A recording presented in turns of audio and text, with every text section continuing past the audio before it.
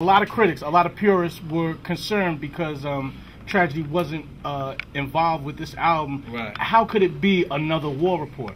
Well, let me. The reason being is it's the same way when Capone was locked up. Capone was locked up. It's still a war report. He's not supposed to stop making a war report because I'm locked up. You know what I'm saying? So, and to tell you the truth, a lot of the critics, I listen to them, and I actually reached out. I actually do speak to Trag's girl, but Trag, he can't actually call out of state numbers. You know what I'm saying? Where he's locked up at. So it was either a choice of forcing a record, meaning just taking one of his verses and just forcing it to fit the album, because just because you got a verse doesn't mean it's going to fit the album. You know what I'm saying? You got to act, just, you know what I mean? And you try so many different things. Try using the acapella, and then, you know what I mean? It was just like, you know what? And then not only that, but Trag is in a different space in his life. So what if he comes home, he's, you know what I'm saying, the illest Orthodox Muslim in the world, and he don't want to be on the album with curses. So I gotta respect this man's wishes. Not to say that that's the case, but I haven't spoke to him direct, so I don't know. You know what I'm saying? So he's supposed to be home soon. So when he's home soon, we definitely gonna get him in the remix. You know what I'm saying? Well, you know, hopefully we get him on TLNY Part 2. The reason why Waka Flocka and Gucci Mane is so popular here is because they're popular in their state first. True. You feel me? So the problem is, it's like a lot of people, they have to start respecting our legends. And we got to pay attention to it because they didn't respect Big Daddy Kane when he got old. They didn't respect Rakim when he got old. They just went on to the next one. Everything can't be on to the next one. You can't. It's great. It's a great statement on to the next one. Great record. But don't live your life by that. You know what I'm saying? Because it's like, let's respect. Now, if we did that, then Raekwon would be considered old or considered whatever. But he just made the best album of 2009. You know what I'm saying? So what I'm trying to say is how we conquer that problem is continuing making great records. Not necessarily always hit records that have to be on the radio. You have to speak to your audience. So as long as you keep creating great bodies of work, the DJs will have to, you know what I'm saying, play the game with us. Because at the end of the day, they're fans too. I'm going to tell you the truth. You know, I hate hearing the same record over and over and over and over and over again. And I'm like, damn. But I cannot lie to you. When it's my record playing again over and over again, I have no problem with the system. So I have no problem with the system. When Homeboy, I came to party, was on, niggas was like, damn, they playing your shit all the time. I'm like, no, they not. You know what I'm saying?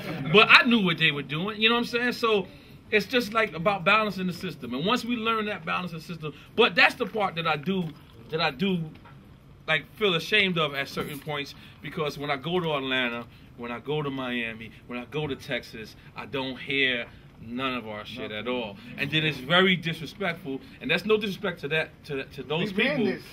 But it's crazy when they come here, it's like, this is all, that's their city and shit, you know what I'm saying?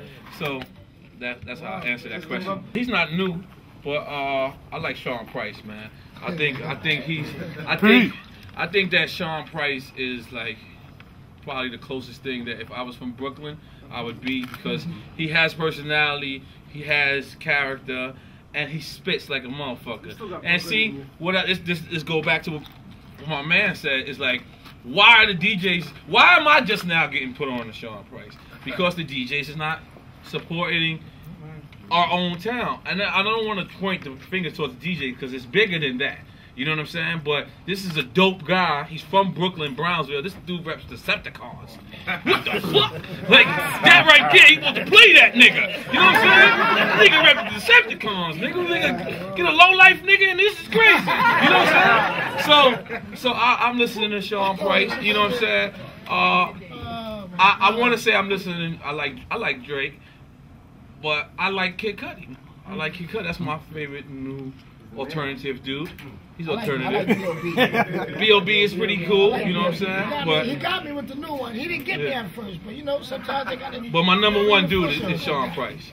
That dude, I actually want to go out and get his mixtapes. Like, you know, I want to buy that. This is Capone speaking overall, whatever. But I'm saying, I'm a Joel Ortiz fan. Ooh, sure. Just because it's deep in the music with us, we both got a common ground that's real. But as far as music, he's probably the best out right now. You know what Joel's doing to me is like he's like better and better. He's like an old spirit. He's like a dude that's out in 2010, but he fucking belongs in the 80s and shit in the 90s because of how he's being an MC. So I definitely respect it. Yeah. At the end of the day, some people say, yo, like, I think this is not speaking like from being a cocky nigga or a nigga that been in the game, but I think I'm one of the fewest niggas who literally freestyles every time he gets on the radio. Yeah, he do. You know what I mean? And I do that. I don't give a fuck if I fuck up. Because you will respect my fuck up more than my written shit. You know what I'm saying? Yeah. So at least I could talk about everybody in the room right here. I'll take a minute and talk about everybody if needed be before I kick some written shit out my phone. Just to so we can communicate. So we can look at each other. This nigga said I had on a red shirt and red kicks. You know what I mean? It's just for that. And when you walk outside, whoever got on red shirt, red kicks, they gonna be that nigga I was talking about. So, you know, at the end of the day, that's the way you communicate with your fans, your people. And read it. I write in my shit on my iPhone, but I would never get on the radio and read it. If I feel I got to do that, y'all gonna get every fuck up I got to offer. You understand what I'm saying? See, to me, the word freestyle was originally created. It was just saying freestyle because it was a style that was free. So it was like we with you though. We follow you. I'm really breaking hip hop down. Y'all laughing. It's real hip hop shit right here, you know. So what it meant was it was a verse that wasn't dedicated to a specific song. I only know one person that really, honestly, other than me, that I can say kick freestyle shit and the shit that's free that you can style. It's Snoop Dogg. You know what I mean? That's the Flex gave us the crown because at the end of the day, even though it was maybe like 5 years ago, I was on the radio with Snoop, but we freestyle for like 2 hours off of everything we hear, see, and touch. So you know, at the end of the day, I feel one way, my partner feel one way, but that's CNN, baby. You know what I'm saying? Great pass. You know what I mean? What happened? You ain't got Jay-Z? Yeah.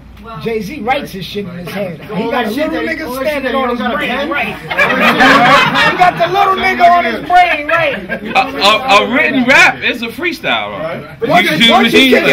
Once you kick it and don't get paid for it, it's a freestyle. That reggaeton album you put out. Yeah. Do you listen to him and be like, that was some stupid shit I said? Yeah. I mean, to tell you the truth, everybody has their artistic albums. Like, you're looking at Nas right now. People are looking and saying, what the fuck? Like, you know, we love it. I love it.